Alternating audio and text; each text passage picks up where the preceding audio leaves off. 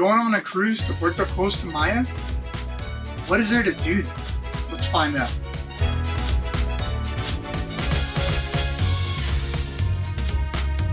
Okay, we just went to Puerto Costa Maya. I think it was our second time there. This time we went on Radiance of the Seas. We just want to talk to you real quick about the port and some of your options on things to do there and show you around the port just a little bit to help you plan a better day at Puerto Costa Maya. The first thing I want to note is the pier is very, very long. So lots of people that were getting off with us didn't realize that they had to walk such a long ways. They had a trolley sort of thing, but it wasn't running. It was only running in the afternoons to come back to the ship. So lots of people that had mobility issues either A, turned around and went back onto the ship, or they went back onto the ship to get a wheelchair or their scooter or something just to make it down the pier. Yeah, we were actually docked on the side, like a jut out of the main pier. Everyone's dumping out onto this pier. So if you're not on that first ship right up there next to it, it's a really good walk. It's a decent ways down there. Like she said, they kind of have, I would describe it kind of like a Disney tram system, except there's more of a tractor that pulls the tram cars. But like she said, they weren't really running, and if they were, it must have not been very frequent at all. Now, a lot of times people get nervous when they have their kids, or maybe you're going ashore alone. It's always a good idea to have somebody with you, but this time, Caroline, our daughter, and I got off the ship first, so he was finishing up his pickleball game, and so we went ashore to go explore, and that port area is very safe. All of it's enclosed. We were able to just take a lap around the port and see what was there.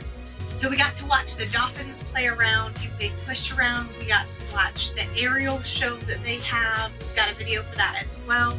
And then we ended up at the main pool. There are different pools there at the port. One of them is more kid friendly with a shallow area. And so we packed our bathing suits, and that's where we ended up. Yeah, so when she says aerial show, they have this huge pole that goes up, and these local flyers, as they call themselves, the flyers, they tie themselves with a rope and then hang upside down and spin all the way down while playing instruments hanging from a rope, spinning all the way down. It's kind of a neat spectacle that they do there at the port, and you can see them. Everyone crowds around, and we actually have a video of it here. I'll just put a couple seconds of it for you so you can see what I'm talking about.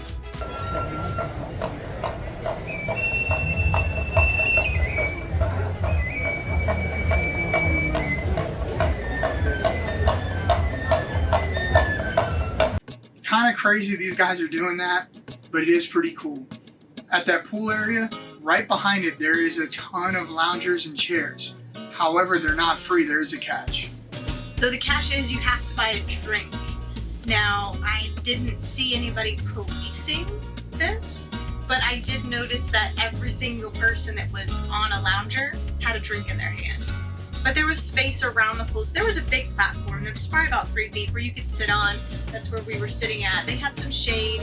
And so if you didn't want to buy a drink, you could sit by the edge of the pool. Now, wrapping around the whole port is a ton of shopping. Many different types of shops, whether they're just trinket shops or leather shops or gold shops or different things. There's even an ice cream shop there, which, let me just say, side note, be careful. We paid for it. We were told it was going to be a $3 American dollar charge.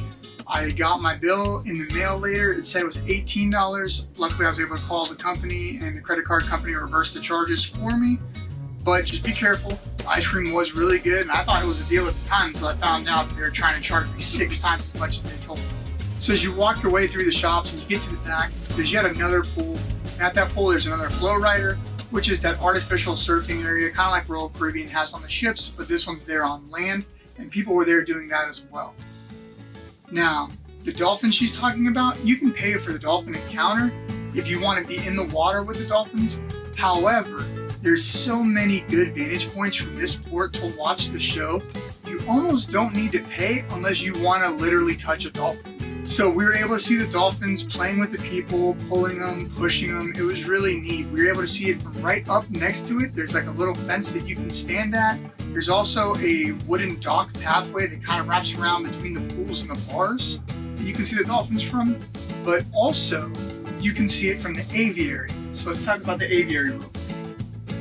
Now the aviary is not your typical aviary where you go in and it's just one big building with all the birds. This aviary is way up high above the port, and each house is connected by suspension bridges. So not only are you getting to see the different birds and different houses, you're walking over suspended bridges. It's going over the pool decks. That's going over where the dolphins are. You have beautiful outlooks over the ocean, and especially with the cruise ship. So there's lots of picture opportunities, not only inside each aviary house, also just walking around and seeing what there is. So the rope bridges were pretty cool. They gave you the feeling of like walking through the tree canopies to go see these different species of birds, almost like you're traveling to a different part of the jungle each time. They were very stable. They didn't sway or swing that much. There's only one that was a decent length that you could kind of feel some motion on. The rest of them are fairly short, so if you have a fear of heights, I wouldn't be worried about it. Now, to get into the aviary, it wasn't free. I want to say it was around $14 a person. I'll put a picture up here of it for you. I just don't remember off the top of my head exactly how much it was. So I think we ended up paying just under $50 for the three of us. But it was worth it. It was cool to see all the different species of birds. And then right out front of it, when you get back down, they have a bunch of huge flamingos there hanging out. Our daughter loves seeing those too. So this is a great, easy excursion to do, especially if you're either not wanting to leave the port area due to like safety concerns, or you don't have a lot of time at this port that day. It's right there. You can go do it in the port and then come back down, have a drink, chill at the pool. Very easy to do, relatively inexpensive. Now, as far as other ideas, the only other main thing I want to talk about is you can also rent golf carts there and just drive around Costa Maya. Now remember, this is a newer port. They just built this a few years ago, trying to attract cruisers and cruise lines to come. The city is starting to build up. Their goal is to attract people to come and retire there, so they're building condos and luxury apartments now, but there's really not much in the city. Last time we were there, my father-in-law and I rented a golf cart and we drove around, and we went pretty far. We followed the beach all the way down through the fishing town into another village, into a dirt road that basically went nowhere.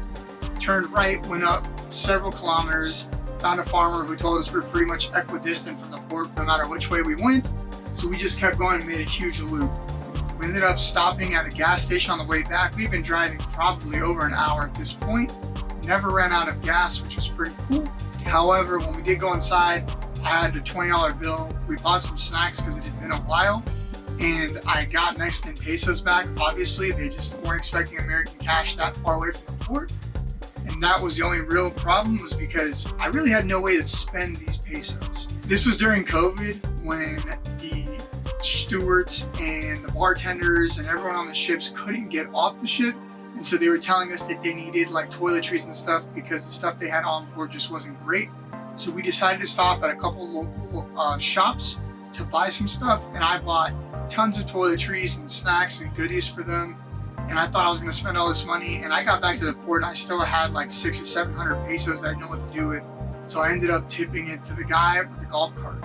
But the main point of the story is, the further away you get from the port, the less likely you're going to be able to get American change back when you're spending money at places. So plan accordingly, maybe take some smaller bills since the currency exchange is so great there.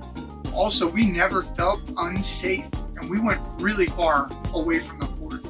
What we were told when we got back by locals was that they really want tourists there.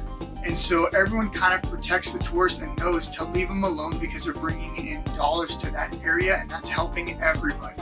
So really, there's no need to have concern. If that's something you wanted to do and you wanted to actually go travel and see the area, it was really easy, really nice to do. The fishing village is really cute. You can get a nice drink off the beach there if that's something you're into, and then just head back to the port. So for a newer port, they really offer a lot of neat things between the flyers and the dolphins and the aviary, the shopping, the flow rider, the golf carts, and then I think there's also an excursion that actually goes out to like Mayan ruins as well, correct? You can go to Mayan ruins.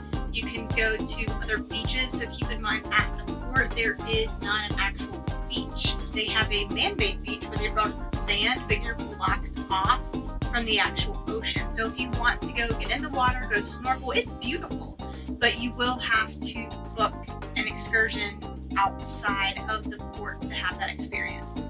Yeah, so there's a lot of awesome options at this port. So if you're heading there, don't worry about it. You're gonna have a great time. Whether you're looking to spend money or just relax by the pool for free, there's tons of options there for you, and I'm sure you're gonna enjoy it. So tell us down below, what are you most looking forward to at your next trip at Puerto Costa Maya? And if you're wanting to help this channel out, consider clicking on this video here and watching some more of our cruise content.